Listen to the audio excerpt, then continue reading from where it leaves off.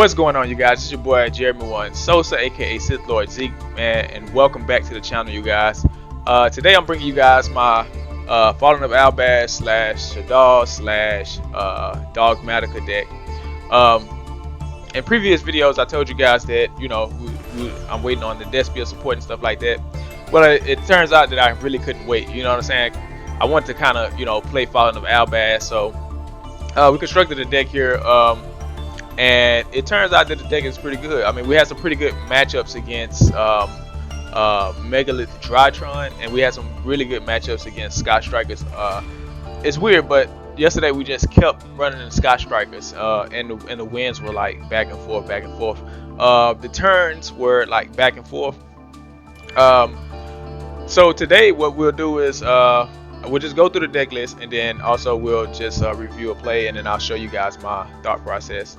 But yeah, you guys, let's just run through the deck list. We run 2 Maxi, we run 2 Ash Blossom, we have the Red Shadal Windy, we have the Shadal Schemata. Schemata is good for sending your more Shadals to the graveyard, so that you can set up Beast on the field, and then you can get that draw power from Beast. So we go, so if we get the chance, we can send Schemata, and then we'll send the Red Shadal Windy. Windy will set the Shadal Beast, and then get to draw power, and that goes the same with Destiny Hero Celestial.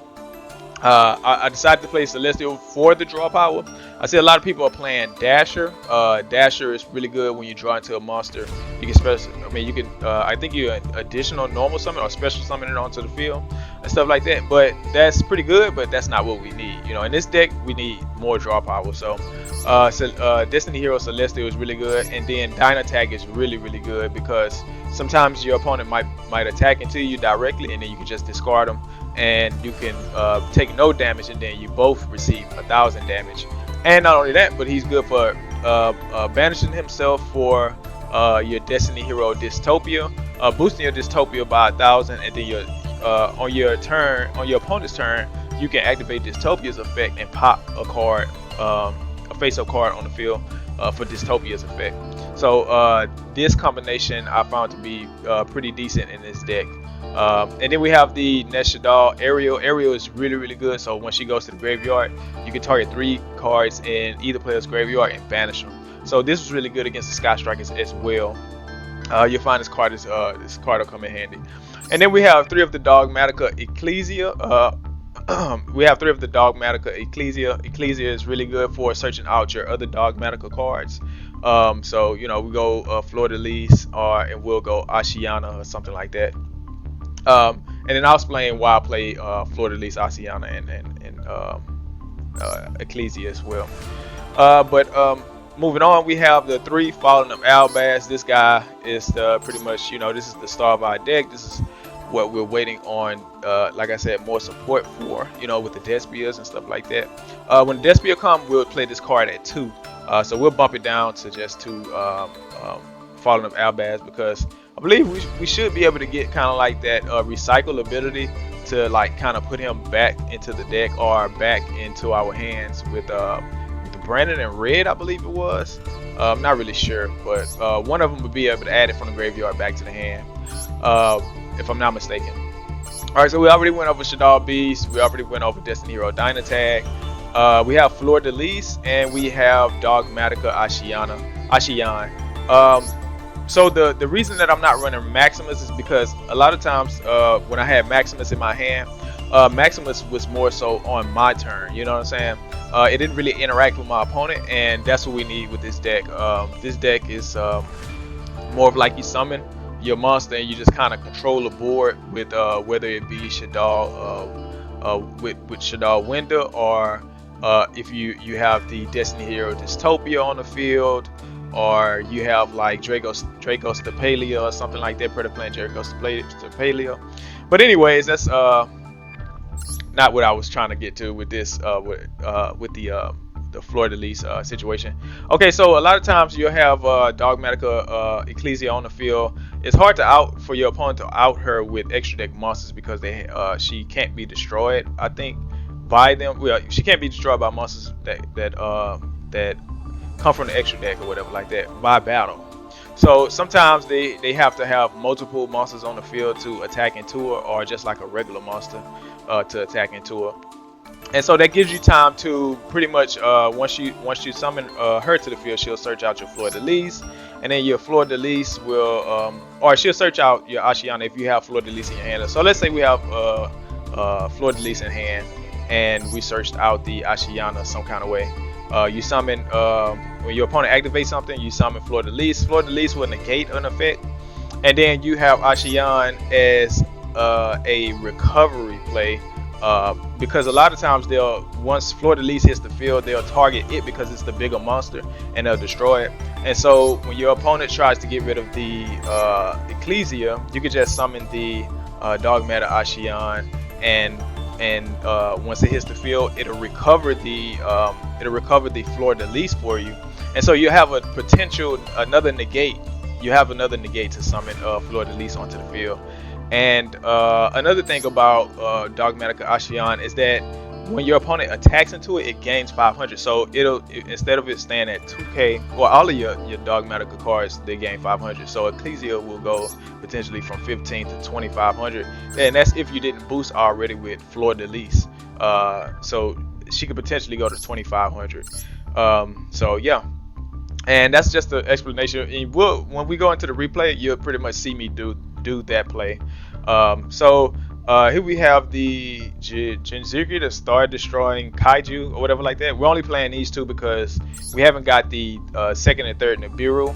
I would rather not. I would rather you guys play 3 Nibiru instead of this card, because a lot of times I put this card on the field and then it just it sits there unless I have a way to get to Fallen of Albaz to fusion summon it off, or if I could just pop it, I'll just pop it. But I'll just use it to get the trouble monster off of the field.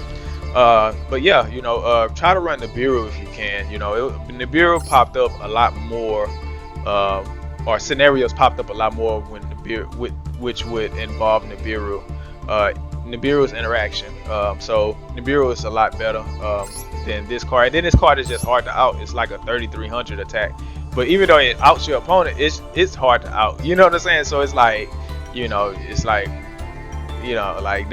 well, I had to get rid of the problem monster, but now I got to deal with another one that's not so bad, but still is bad, like I said, Nibiru, we got the one Nibiru, and then we have the Harpy Feather Duster. This deck doesn't really, I want to say it doesn't really have too many outs to back row, but it still kind of plays through back row in a way, and the way that it plays through back row is that if your opponent destroy your Shaddoll cards, you have effects once they hit the graveyard, and this is what that ability to recover cards, you'll see that in the duel as well. So a lot of these monsters, when they hit the graveyard, they have recovery abilities. They net you a card in some kind of way, whether it's a Titanic class special summoning and Dogmatika Ecclesia or something like that, or adding albaz to your hand during the end phase, or Albion, he'll search a spell or a trap, during the end phase, or he'll set it during the end phase. Shaddoll Construct, when she hits the graveyard, she'll add a Shaddoll card, a spell or trap from the graveyard to your hand, or I think it's just card. But that is the way that this deck pretty much plays through back row. So we have the Foolish Burial at 1, and then we have the 1 Shaddoll Fusion. We have the 1 Fusion Destiny. The reason that I'm playing 1, the card is at 3, but the reason that I'm playing 1 is because we run the Predaplant Verta Anaconda, so it kind of counts as 2 with this card right here. So it kind of counts as 2 with this card, and it 3 was just kind of bricky, 3 was kind of bricky, and I just kept pulling in and seeing. I'm like, man, let me just go down to 2. And so I went to 2. 2 was okay, and then we went to 1, and then 1 was, it still felt like we had 2 or something for some reason. I didn't see it as much, but I didn't need it as much, and it was there when I needed it for some weird reason. And then we have the Fusion Deployment. Fusion Deployment is really good. I would say Fusion Deployment is basically like our second Nadir Servant. Only difference is that the Dear Servant actually sends an extra a monster from the extra deck to the graveyard, which is what we need to gain more advantage. The Dear Servant is really good. I don't know why the card is at 1, to be honest, because it actually restricts you from special summoning from the extra deck. You cannot special summon monsters from the extra deck. You can only activate, yeah.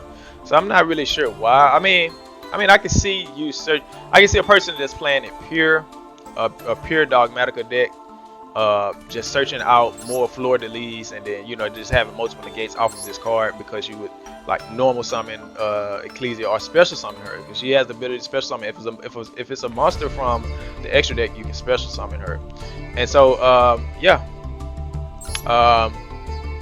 So I guess that in that way, that is kind of a little busted, to be able to search negates, and thin out the deck as well, and send a monster to the graveyard from the extra deck. Yeah, so the card is kind of powerful. Now that I'm talking about it, it is kind of powerful. But so here we have 2 Pot of Prosperity.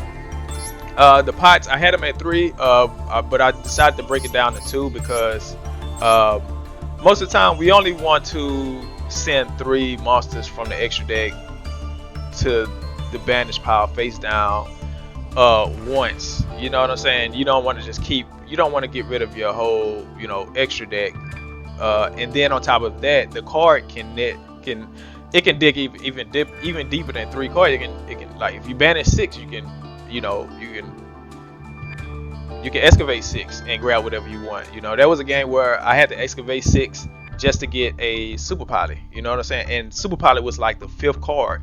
So yeah, I don't think it's needed more than 2 for some reason. All right, and then we have the Branded in White. Branded in White is in here because it helps us with our Fallen of Albaz. Just in case we have Fallen of Albaz summoned to the field, and then we discard this card or whatever like that, it can set itself back to the field. Or if we summon the Fallen of Albaz and our opponent negates it somehow, we still have the Branded in White we can activate, and then a fusion summon off the monster. And then we have the 2 super pilots, no need to explain. We have some back row disruption, Twin Twister. We have the 1 Call by the Grave. We have the 2 cross-eyed designators, 2 infinite impermanence, and this card right here, Judgment of the Branded, is really good. I really like it. I'm not gonna say it's like really good, but it's pretty. It comes in handy. The card comes in handy, and on top of that, it's a searchable destruction. Like, the opponent has a, let's say you summon Predaplant, Starving Venom Fusion Dragon or something like that. It's at 2800 attack, and your opponent just like starts to fill up a board with monsters that's just way bigger than it. You can flip this card and it destroy every monster that's bigger than this monster. And then we have the Shadar Schism. Schism is a really good card in this deck. It's just perfect for your Shadar window. Alright, and then for the extra deck, we have the Mud Dragon of the Swamps. This guy, you can tribute off 2 of your opponent's monsters that's the same type or same attribute or something like that, I think. And a lot of times you kind of pop up against against Adamantippators, I think, or something like that. Yeah, I think it's Adamantippators. And then we have the El Shadar Window. We have the El Shadar Alkalon. We have El Shadar Construct. You guys know what that does. Starving Venom. Starving Venom, when it leaves the field, destroys all your opponent's special summon monsters. And then we have the Destiny Hero Dystopia. We have the Predaplant Draco Stapelia. And we have the Titanoclad Ash Dragon at 2. 2 Brigand of the Glory Dragon. 1 of the Spren, the Iron Dash Dragon. 2 of the Albion Branded Dragon. And we have Predaplant Verte Anaconda. So yeah, you guys, that's pretty much it for the actual list. Alright, so let's get off into the replay.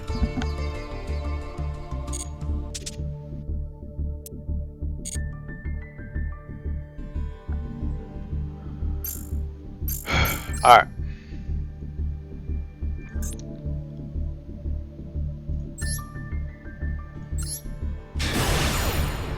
Alright, so like I said, we went up against Sky Strikers. Sky Strikers was pretty. This guy potted the deck pretty good, in my opinion. I wouldn't say that he really did much wrong or anything wrong. All right, so we start out with a super polymerization. We have two super polymerization: a Fusion Destiny, Dogmatika Florida Leagues, and we have the Ash Blossom. All right, so our opponent's gonna summon the Ray. We're gonna activate the Ash on the field spell.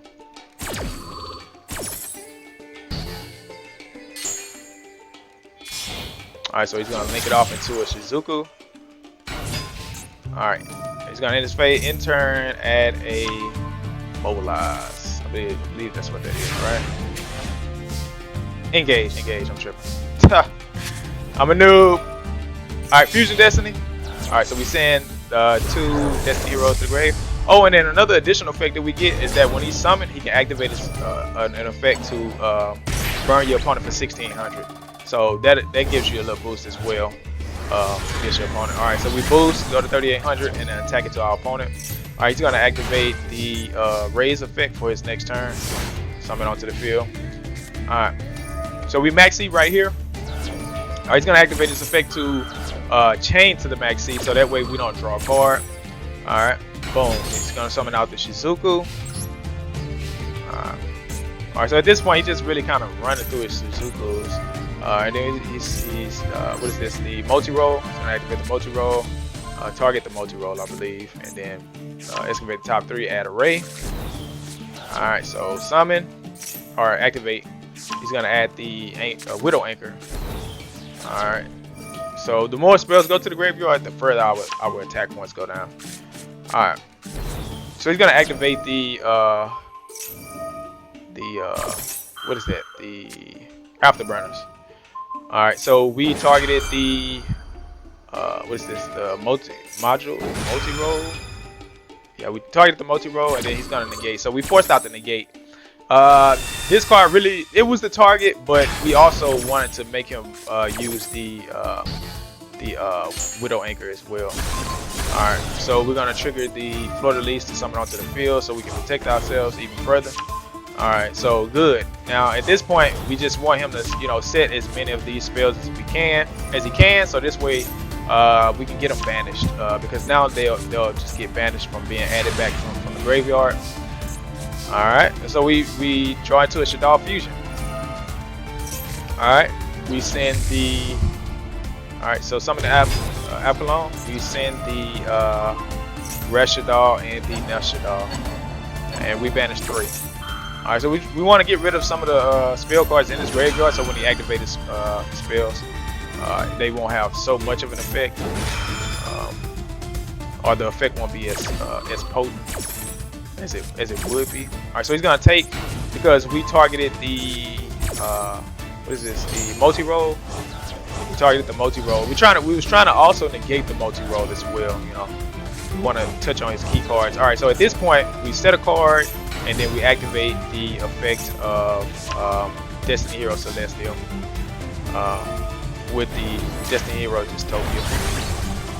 So guys, don't be discouraged to play this combination, because when Dystopia, even though you banish the Dyna tag, and you feel like, dang, I don't have another Destiny Hero to draw off of, no, you can still draw off your Dystopia.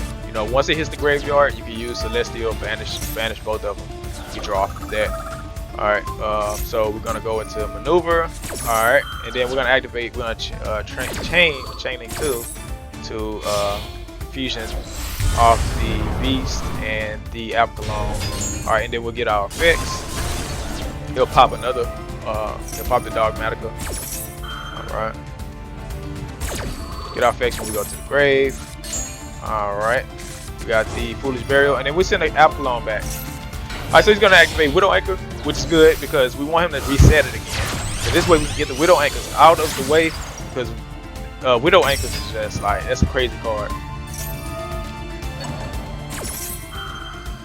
Alright, so he summons Zeke. Alright, and then he tries to banish the Ecclesia. So we're gonna summon, this is where I say Ashion is really, really good right here. Boom. Alright, summon to the field, activate Ashion's effect. We'll activate it from the hand, but we'll add back. And because Ecclesia was on the field when this card was activated, I believe, and it hit the field, it'll add back the Florida Lease. Alright. Alright, so mistake right here, you guys. Remember I told you about that 500 boost? I didn't activate it because I had just found out about it at that point.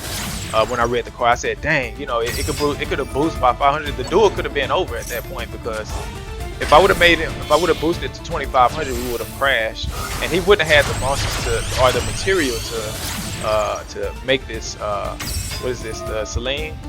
He wouldn't have the materials to make it. He would have just had his Rose on the field. I believe that's what he had, Rose. Alright, so he sets the multi-roll. I mean, not the multi-roll. He sets the maneuver, the Sky Striker maneuver, and the Widow Anchor. So these cards, they'll be gone once we play through these as well. Alright, so we activate the Foolish Barrier. We'll send a... At this point, I activate the Foolish Barrier because I wanted to see if he would Ash or something like that. But he didn't, so it just gave me grounds to go ahead and go into Shadow Fusion. And we activate the Schemata's effect. Alright, so we chain Construct's effect because we want to, we want to get him to use the Widow Anchor. Alright, so once we got him to use the Widow Anchor, that was just like, I just felt like at that point, we just kind of outsmarted him at that point. He didn't want us to send more monsters to the graveyard, or thinking that we had more monsters to send to the graveyard. So basically we outplayed him in that regard, because we really didn't. We only had just the one to send, and that was Shadow Schism. So we just pretty much outsmarted him. So at this point, it's his turn. We're going to activate the Maxi. Alright, he's going to summon off into a Access Code Talker. So I know that once Shadows get to this point where they summon out the Code Talker, it's pretty much they're on their last leg, and they're just trying to get the game over at this point, because they pretty much ran through their resources, or their resources is almost dry at this point. So we summon out more monsters because we know that he's going to be able to pop. Alright, so he's going to activate effect, pop. Alright, and then we'll get the effect of Construct. Alright. And remember, we activated Maxi, so he special summoned the monster, he'll special summon again.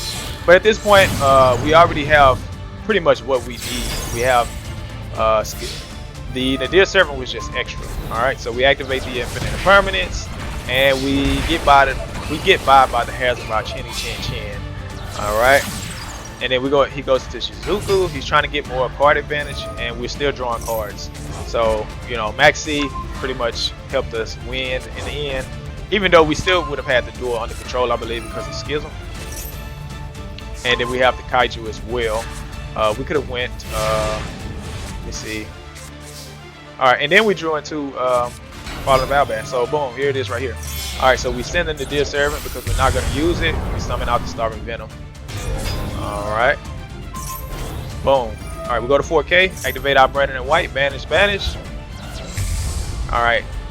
Titaniclad. Alright, so he's unaffected, right? 3400, 4K, attack 2500, leaving our opponent at 450. Alright, he summons out the Ray, and I'm like, man, you know, another turn. But he summons out this guy, and not realizing or not reading, he didn't understand that we was unaffected with Titaniclad. So yeah, you guys, I hope you guys enjoyed the replay. I'll upload another replay. This one right here is against Drytron. I'll do another one. We'll upload this one maybe tomorrow. So be on the lookout for that one as well. But yeah, you guys, it's your boy Jeremy Sosa. I hope you guys enjoyed the video, man. Consider hitting the subscribe button, hitting the like, hitting the share if you like this video, man. Yeah, you know, guys, comment down below. Let me know, what are you guys expecting to play from the new packs that's coming out in the near future. We don't know when we're getting them, but hey, you know, just let me know. Comment down below. It's your boy Jeremy Sosa, man, and I'm out, man. I see you guys on the next video. Peace.